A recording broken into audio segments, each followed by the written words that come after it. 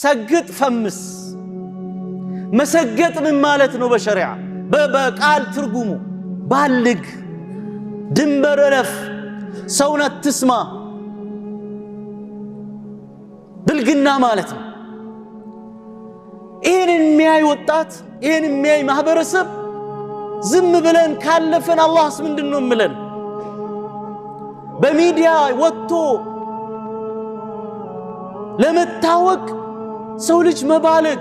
ትውልድን የሚገል ተግባር መፈጸም ንግግር መሰራጨት አለበት ወይ በሸሪዓችን እኮ አላህ በአንድ ወንጀል የፈተነህ እንደሆነ ወኢዛ ቡሊቱም ፈስተቲሩና መሰተር ነው ያለበት መደበቅ ነው ያለበት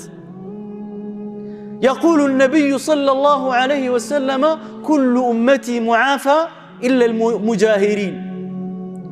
أمتوچن الله ይቅርላችኋል ሁሉንም አሉ እነማን ሲቀሩ ደብቆ ማዕሲያ ወንጀል ሰርቶ ከዛ በኋላ አደባባይ ወጥቶ ይውልኝ ብሎ እንደ ጉራ ያንን ወንጀላቸውን የሚነዙ ሰዎች ሲቀሩ አሉ አላህ አፉ ይላቸው አሉ የት ነው ያለነው ተላላቅ የሚባሉ በእድሜ የገፉ ሰዎች እንኳን ቆሞ እዛ ቦታ ላይ ለዛ ሲያጨበጭቡ ስታይ ብዙ ሙስሊም ወጣቶች እዛ አይነት ትሬንድ ውስጥ ገብቶ ስታይ ወዴት ነው እንደ ሀገር እየሄድን ያለነው እንደ እስላም ስነ ምግባርኛ ትልቁ ቁንጮ ጉዳያችን ነው الرسول صلى الله عليه وسلم ምንድነው ያሉት إن من أحبكم إلي وأقربكم مني مجلسا يوم القيامة أحاسنكم خلقا كان زند قرب بوتا قيامة كان متهونوت أنا زند توداجاچو አሉ መልካም ስነ ምግባር ያለው ሰው አሉ ሰውን የማይሳደብ የማያንቋሽሽ የማይዋርድ ፍሑሽ ቁሻሻ ንግግርን ብልግና ንግግርን የማይናገር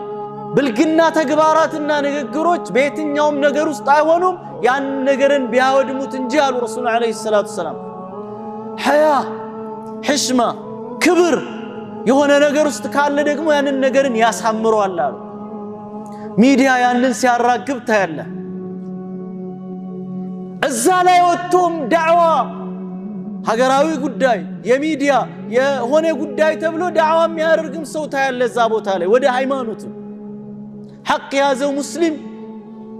አፉን ዘግቶ ተቀምጧል ኢላ መታ